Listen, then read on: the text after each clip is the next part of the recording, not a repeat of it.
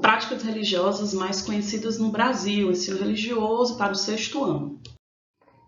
Gente, nós já entendemos que o Brasil possui uma diversidade de culturas, né? E com isso também tem uma diversidade no que diz respeito à religião. No Brasil são praticadas muitas religiões, né? Tem uma religião que é a maioria, mas existem outras pequenas quantidades de pessoas que praticam religiões diferentes. Então, eu vim aqui para falar para vocês quais são mesmo essas religiões que formam o Brasil, ok? O Brasil é um país muito diverso, como eu já falei, em cultura, em pessoas. Nós temos pessoas que vieram de fora, então nós temos imigrantes que chegaram no começo do século passado e trouxeram suas culturas, mas também nós temos aquelas pessoas que estavam conosco desde o começo, como os indígenas, os povos originários. E algumas religiões elas foram formadas com essas chegadas de pessoas de fora, sejam elas pessoas que foram escravizadas ou pessoas que vieram da Europa, do Japão, né? Em São Paulo, no sul, tem muita colônia de japoneses, né? Colônia de alemães, enfim. Então, o Brasil é um país grande e, como grande, também tem grande diversidade religiosa. O último censo é de 2000, tá? A gente ainda não tem um censo muito recente. Tem pesquisas de órgãos, mas não tem um censo muito recente. Mas pelas últimas pesquisas não muda muito o que a gente tem aqui. Em 2010, por exemplo, a gente teve uma última pesquisa que diz que 64% da população é católica apostólica romana. 22% pertence a denominações evangélicas, ou seja, a maioria do Brasil é cristã. Mas fora isso, tem outras religiões, principalmente as religiões de base espiritualista, como os espíritas, as religiões de origem africana ou indígena, né, como Umbanda e Candomblé. Existem outras religiosidades, que aí estão os judeus, os islâmicos, pessoas que praticam budismo, e tem as pessoas sem religião. Sem religião não significa necessariamente ateu. O ateu é aquele que não acredita em nenhum Deus. Sem religião é só a pessoa que não tem religião, acredita em um Deus, mas não vai na igreja, não vai no culto, não vai no terreiro. Ele só acredita em Deus na casa dele e pronto. E não tem problema nenhum, tá, gente? Então, a maioria dos brasileiros são cristãos e tem uma outra parcela logo abaixo de pessoas que transitam em religiões espiritualistas, como os espíritas, Umbanda e Candomblé. E é disso que a gente vai falar hoje, tá? Religiões espiritualistas no Brasil. Por que eu preciso saber? Tia, porque eu preciso saber disso, tia. Eu tenho outra religião, quero saber disso. Então, eu não venho aqui para pregar, para ensinar uma religião para vocês. Eu nem sou dessas religiões, não pertenço a elas. Mas eu conheço, porque eu sou professora de ensino religioso, então eu conheço várias religiões, inclusive religiões que eu nem vou falar para vocês, porque isso não está nas regras, nas leis, né, que dizem o que eu preciso ensinar para vocês. Então, por que eu preciso estudar isso, tia, se eu sou cristã? Pelo mesmo motivo que a pessoa que não é cristã tem que estudar o cristianismo. Essa disciplina, o ensino religioso, eu tenho que ensinar para vocês a diversidade de credos, né, de religiões, a diversidade de culturas que existem no Brasil. Então, hoje a gente vai conhecer um pouquinho das religiões espiritualistas que são praticadas no nosso país. Mesmo que você não acredite, e esse é o seu direito garantido por lei. Você tem direito de não acreditar. Você não está errado. Você está certo. Você está dentro do seu direito.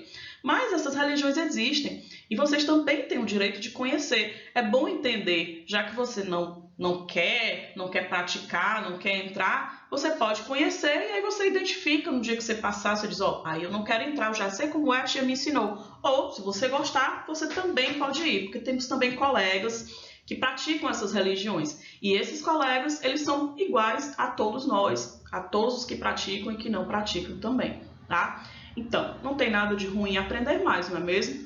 Nas próximas aulas, nós vamos saber mais sobre o judaísmo, o islamismo, algumas práticas orientais e, por fim, a gente vai fechar com o cristianismo. A gente ainda vai falar muito sobre cristianismo nas nossas aulas.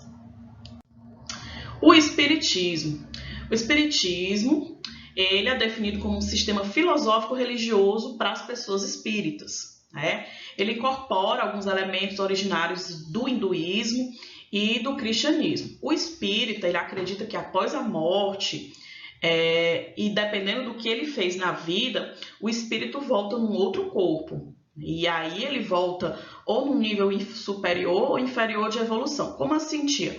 Se ele foi bom na vida dele, ele vai voltar para ser melhor ainda. Até chegar o dia que aquele espírito ele já está tão bom que ele já vai fazer outras missões. É nisso que eles acreditam. Mas se ele foi ruim, ele vai voltar numa situação de aprendizado. E às vezes ele pode até sofrer bastante na vida. Não sei se vocês já ouviram alguém falar assim: ah, meu Deus, o que foi que eu fiz na outra vida para sofrer isso? Então é bem por aí. Essa prática ela foi divulgada, ela foi decodificada por um rapaz chamado Allan Kardec.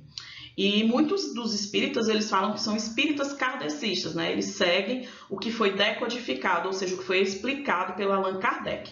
Os livros utilizados são os evangelhos da gente, do cristianismo, e algumas literaturas próprias que foram escritas por ele, pelo Allan Kardec, e, segundo ele, né, foram guiados por espíritos que os ensinaram.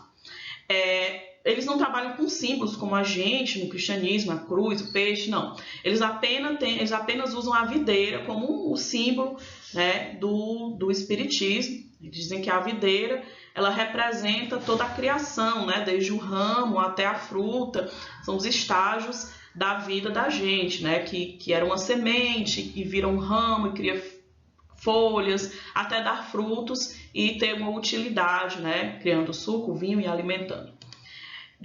Esse rapaz é o Allan Kardec, ele era francês, foi ele que decodificou, né, criou, enfim, esse sistema.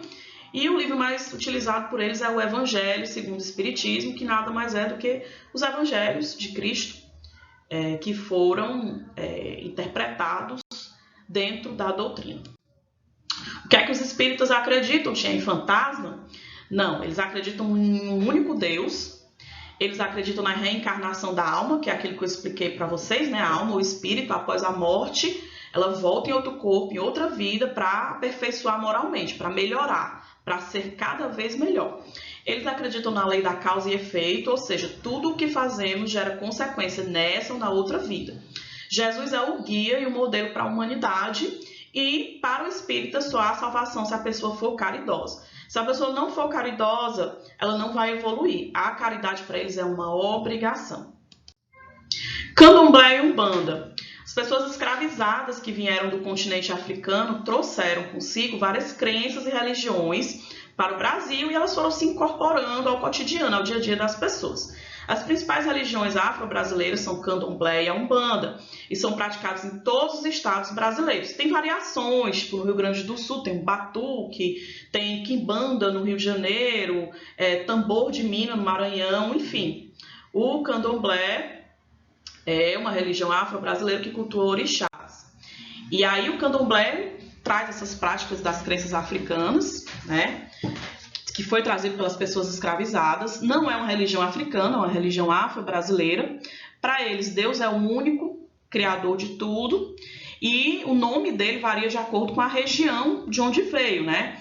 E aí, no Candomblé, ele é dividido por nações, aquelas pessoas que foram influenciadas por uma nação, Ketu, o deus deles é Olorum, né? Para a nação Bantu, é Nzambi, para o Jejé, é Mau. Então vai depender muito de onde veio, né? Do local da África que veio aquela influência. Eles têm os orixás, que são as entidades que representam a energia e a força da natureza. Tá aí a foto dos orixás para vocês. Esses orixás eles possuem habilidades, preferências, como se fossem representam fenômenos. É como na Grécia, por exemplo, que tinha o Zeus, que era o deus trovão, na mitologia nórdica, Thor, que também é o deus trovão, né? No Candomblé, os orixás eles têm essa representação também, tá? Quais são as principais características da religião? Eles praticam, que é um negócio que muita gente pergunta, tia, sacrifício de animais, é ritual.